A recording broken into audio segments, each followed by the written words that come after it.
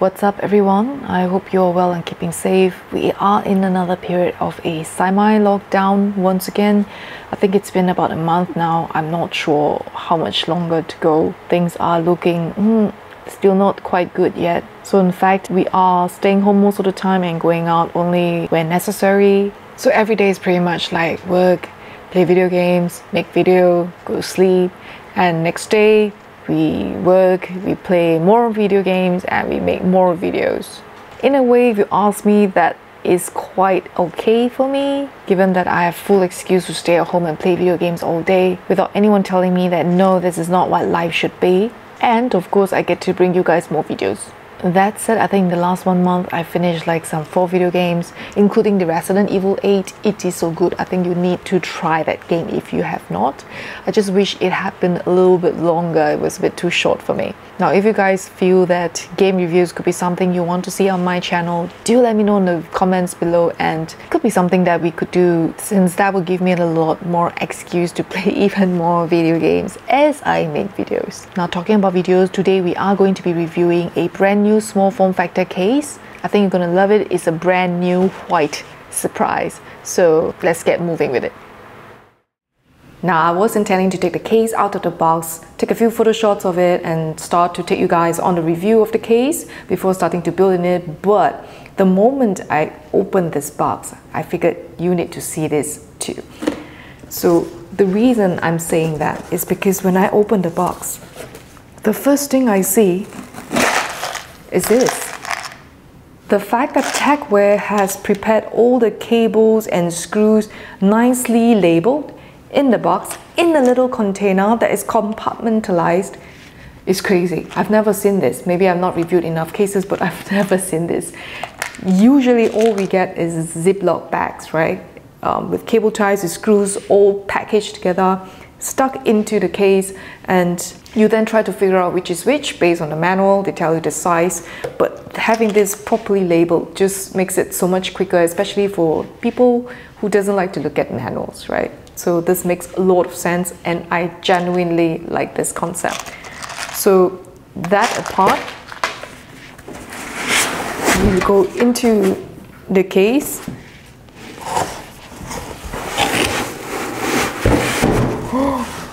I can't do it like that.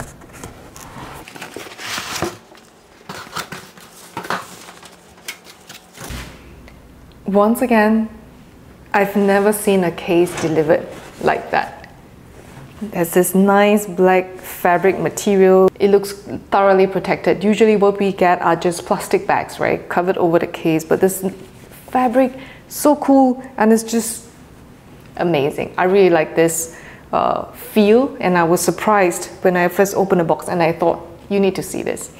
So here we go. This is Tecware's Fusion small form factor case. The Fusion case is 21.9 liters, standing at 391 by 185 by 303 millimeters. This is slightly larger than the Cooler Master NR200, which stands at 18 liters, and the Masterlicious, which is at 14.6 liters. The case is made of sleek steel and is available in grey, white or black. Being a slightly bigger small form factor case, it is designed to be well ventilated and supports a wider variety of hardware options. At the top of the case, you have the power button, 2 USB 3.0 ports, a 3.5mm headset jack, a microphone jack, and a little button with a refresh icon. We'll figure that out when it's fully built. It's really nice that today the Fusion case that we have with us is white in color. We've been doing quite a lot of black PC builds in the last couple of builds, so this white is really refreshing for me. This case, as you can see, reminds me very much of Cooler Master's NR200, given that it's got a solid panel in the front, it's got breathable panels on the top, on the bottom, as well as on both sides of the case. The material of the case is matte, so it's got this matte semi-glossy look to it, and it's got 4 little rounded legs to prop the case from the surface of the table. So the panels on the side, very much similar to the NR200 once again, is using push pins to open and close all the panels. I really like this pushpin idea as opposed to several PC cases which adopts these two little screws to lock the panels in. Behind these panels, there are no mesh, right? It is just a metal panel with lots of holes in it and solid metal. What I really like about this case is that if you look at the side of the front panel, which has these vertical breathing holes, I'm not sure how much air intake it will support, but the thought of having them there is just nice. This Fusion case also comes with an option for a tempered glass side panel, which looks like this. So regardless the color of the case that you opt for, the tempered glass panel is just one design with a black frame border around it. And if you do turn over to the reverse side, I'm not sure if you can see it, on the left and on the right, they do have this velvet spongy material, supposedly to cushion the impact when we use these push pins locking into the case. So this is a very sensible addition, given that we know tempered glass needs to be handled with care. Now let's put all these away and strip down the case to bare and discuss hardware compatibility within the case. Now that we've stripped out the panels, you can have a better look at what's inside the case. The Fusion case does come with a 120mm fan, which is placed at the top. And whilst the Fusion case does support vertical GPU placement, do note that the PCIe riser cable is not included in this package, so you will have to source for yours separately.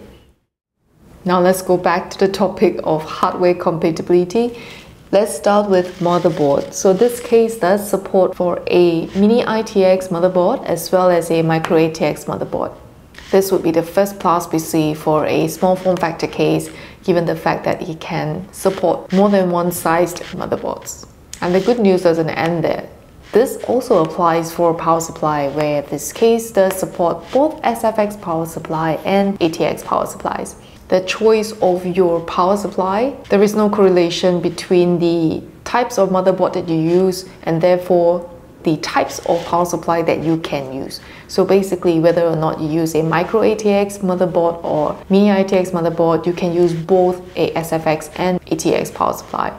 Here for power supply, we already have the SFX power supply bracket already installed at the side of the motherboard. Alternatively, you can also place your SFX power supply this way behind the front panel, and this would be the same placement if you're using an ATX power supply.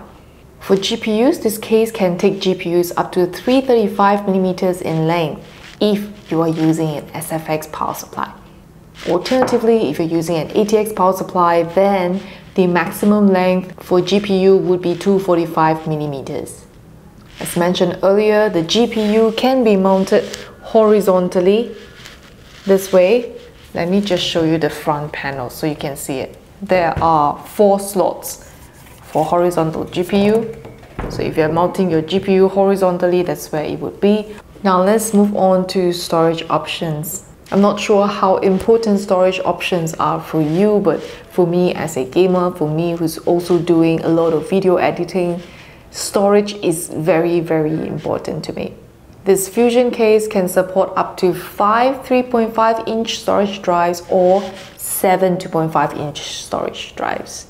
So your choices of storage options are very much dependent on where you're going to put your AIO radiator, power supply, as well as how you use fans within this case.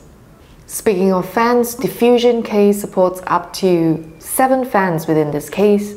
You can have 220mm fan on the top panel, you can have 2 of the same on the bottom panel, you can have a 80mm fan in the rear, and if you have utilized the side bracket, it can support 220mm or 240mm fans as well.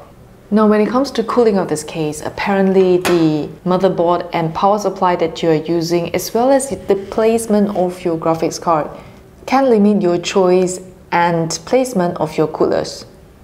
To help you better visualize this, let's illustrate this against each of the options that's available. So let's start with the motherboard. If you're using a micro ATX motherboard, it goes here. For power supply, assuming we are using an ATX power supply.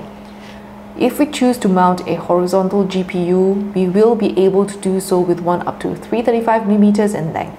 When it comes to cooling, however, we can only use a 120mm AIO cooler on the side bracket, or an air cooler up to 155mm or 150mm if you're using the tempered glass panel.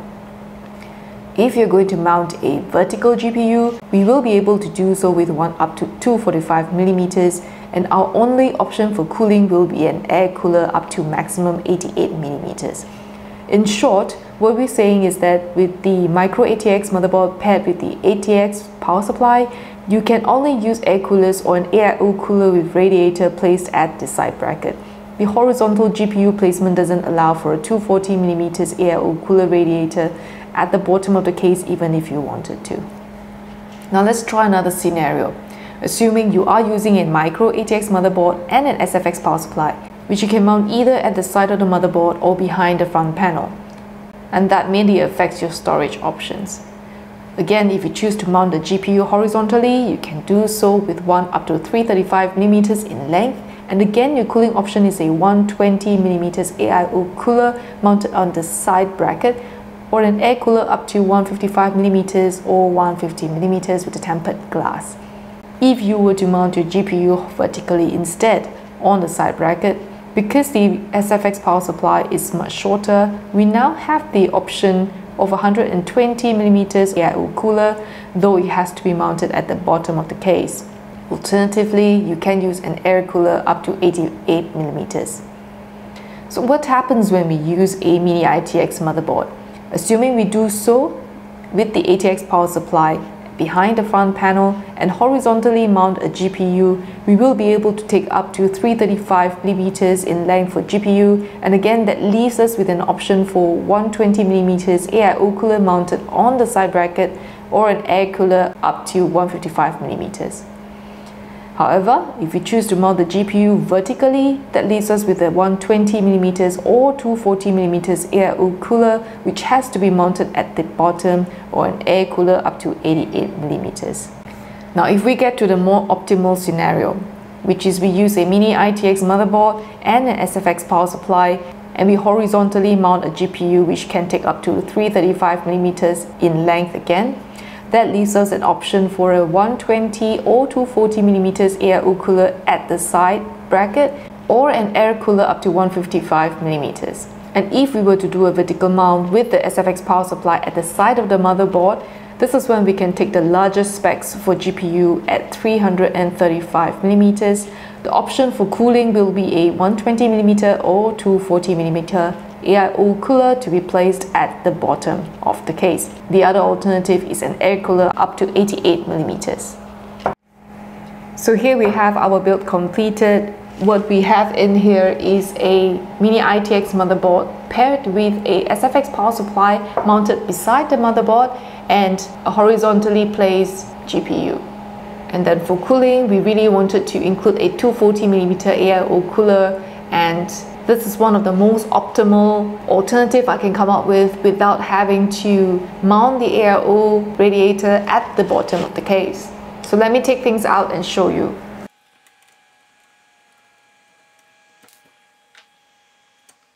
So actually here we have the AIO cooler radiators mounted on the side bracket and have the fans in exhaust, right, where it exhausts hot air out of the case. Given the fact that when I made this build, intent was to use the breathable panels, I really much prefer the breathable panels to the tempered glass panel in this build, especially when it comes in white color, because I don't know, that snowy white look is just perfect. Let's not change it anywhere else. So with that panel to be placed on the side, the intent is to have the radiator fans exhausting, keep all the hot air out. And of course there is a fan on the top of the case which is also exhausting hot air. So in a way, in this build we have a negative airflow going around in the case, but I'm guessing that we have sufficient breathable panels at the rear, at the bottom of the case, that can help to pull in air as a load of hot air gets blown out of the case. So as we mentioned earlier, let me shift this out of the way. You can see that we have a Mini-ITX motherboard. I chose to have the power supply mounted at the side of the motherboard. That gives a lot more room in this area rather than have it mounted behind the front panel.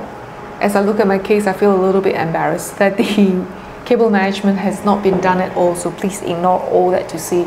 And if you have watched several of my case builds by now, you will know that I really dislike cable management. If I can tuck them away and hide them away, I would do just that. So just ignore this mess. All in all, I feel this case really reminds me of Cooler Master's NR200. You can see my review of the Cooler Master NR200P up here somewhere. Or alternatively, you can locate that review video in my gaming gears playlist back in the channel. Now back to the case. Similar to the Cooler Master NR200P, there is the same restriction of having to resort to a bottom mounting AIO cooler, especially if you are going to be mounting your GPU vertically, especially if you're using the tempered glass panel, then you may want to showcase something. Here I have arranged such that I have the AIO radiator fans mounted horizontally, so if you have RGB fans, you could still be able to showcase some form of RGB through the glass, just not the underside of your GPU. On top of that, I think if you are an upgrader looking for a case and you have existing hardware components that you want to migrate to, this Fusion case does provide a lot of support for that as compared to the NR200. So in summary, there are a few things about this case which I find very attractive. First, of course, is when we unboxed it, having all that parts kept nicely in compartmentalized containers. I think that was very cool because, to be honest, people like me, when I finish a build, most of the time I keep all the tools packed somewhere in some boxes, such that each time I need to do any modifications, I go back to source for those. So having them packed nicely in a little box makes a lot of sense rather than multiple Ziploc bags where I manually label those stuff. That I really like. The second thing would be the power supply. And this is especially so if you are upgrading from an existing build.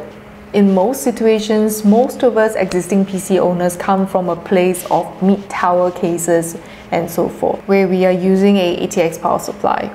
And the truth is, power supply doesn't have much resale value. You don't generally buy a second-hand power supply. And not everyone will be keen on buying a brand new one if the old one is working just fine. So the Fusion case, having this compatibility with both SFX and ATX power supply, is just sweet. Now the next thing I really like about this small form factor case is storage options. A lot of small form factor cases I've reviewed have such limited storage options that it can be very disturbing. Especially when storage options cater to mainly 2.5-inch hard drives. There are still many of us who are still using 3.5-inch storage drives. And then when we upgrade to a small form factor case, what do we do with those drives? And hence this case makes a lot of sense because it caters to both 3.5-inch, you can have up to 5, or 2.5-inch, and you can have up to 7. We know that the placement of your power supply, the placement of your fans, all impacts the area available to mount storage drives in this case. However, there are already a few options that are guaranteed to be there. For example, at the back of the front panel, you can cater to 2.5-inch hard drives. That's guaranteed because nothing else goes there, and that's what you can definitely use. And then if you look at 3.5-inch storage drives, if you are going to be mounting fans within the case, it makes more sense to mount fans on the top to exhaust because hot air rises. That's the natural science of thing to optimize airflow, instead of putting fans at the bottom. So if you do not have any fans at the bottom of the case, this is where you can mount all your storage drives, whether they're 3.5-inch or 2.5-inch. To me, that's a very big draw with the Fusion case. So the last thing I want to talk to you about the Fusion case is its price. This case is retailing at 89 Singapore dollars. That's a very, very fair price to pay. I would almost say that it sounds like a very budget case, but it is able to perform comparable to many of the very popular small form factor cases out there, and you know exactly which one I'm referring to. I really much prefer the Fusion case in the breathable panels rather than having them in the tempered glass panel. I think in this snow white, icy white look, smooth and sleek, this could be the one case that you want to check out. I have included the links to get more information about this case in the description below, so do check it out. And also tell me in the comments what you think about this case. I think it is very, very cool. And I really like it in the white. So you may want to think about getting the white. Anyway, thank you so much for watching, and I will see you in the next one.